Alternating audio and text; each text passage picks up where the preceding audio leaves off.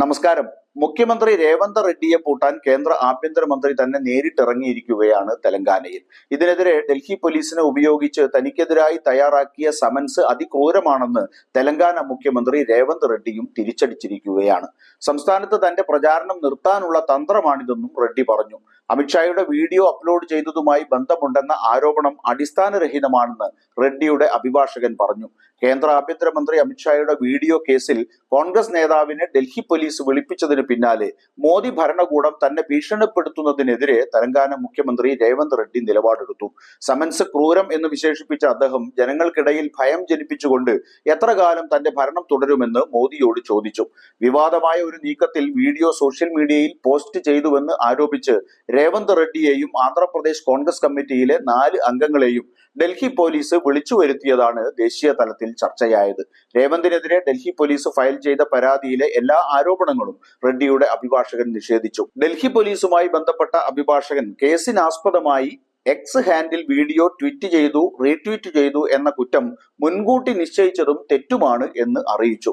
ആരോപണ വിധേയമായ video സൃഷ്ടിക്കുന്നതിലോ upload ചെയ്യുന്നതിലോ tweet ചെയ്യുന്നതിലോ retweet ചെയ്യുന്നതിലോ തന്റെ കക്ഷിക്ക് യാതൊരു ബന്ധവുമില്ലെന്ന് അഭിഭാഷകൻ വ്യക്തമാക്കുകയും ചെയ്തു. രേവന്ത് റെഡ്ഡിയുടെ ട്വിറ്റർ ഹാൻഡിൽ @Revant_Anumula എന്നാണെന്നും ആരോപിച്ച വീഡിയോയുടെ ട്വീറ്റോ റീട്വീറ്റോ അദ്ദേഹത്തിന്റെ ഹാൻഡിലിൽ നിന്ന് ഉണ്ടാക്കിയിട്ടില്ലെന്നും അഭിഭാഷകൻ പറഞ്ഞു. കൂടാതെ എക്സിൽ തെലങ്കാന മുഖ്യമന്ത്രിയുടെ ഔദ്യോഗിക ഹാൻഡിൽ തെലങ്കാന CMO എന്നാണ് എന്ന് അറിയിച്ച അഭിഭാഷകൻ മേൽപ്പറഞ്ഞ വസ്തുതകൾ കണക്കിലെടുക്കുമ്പോൾ പോലീസ് കേസ് തെറ്റായി വ്യാഖ്യാനിക്കപ്പെട്ടതും തെറ്റായ വിവരങ്ങളെ അടിസ്ഥാനമാക്കിയുള്ളതുമാണെന്നും അഭിഭാഷകൻ വ്യക്തമാക്കി. അതിനാൽ മുഖ്യമന്ത്രിക്കെതിരെ പുറപ്പെടുവിച്ച നോട്ടീസ് ഉടൻ പിൻവലിക്കണമെന്ന ആവശ്യവും അഭിഭാഷകൻ ഡൽഹി പോലീസ് മുമ്പാകെ വെച്ചു.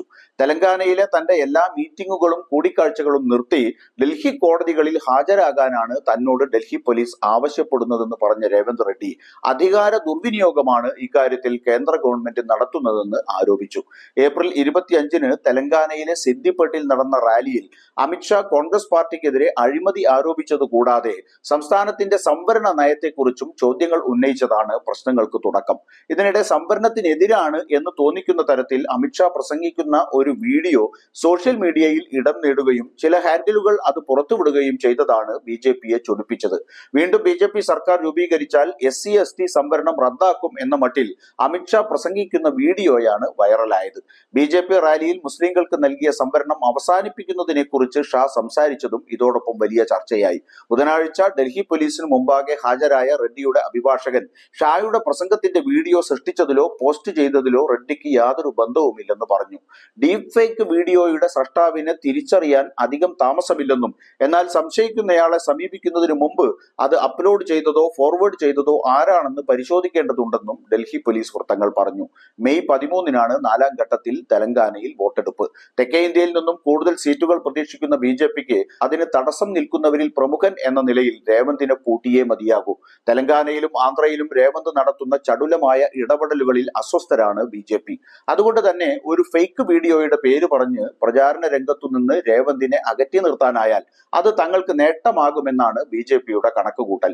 2 മുഖ്യമന്ത്രിമാരെ ജയിലിലടച്ച് ഇന്ത്യ സഖ്യത്തിന്റെ പ്രചാരണത്തെ ഇല്ലാതാക്കാൻ കഴിഞ്ഞതിലെ ആവേശവും അവർക്കുണ്ട്.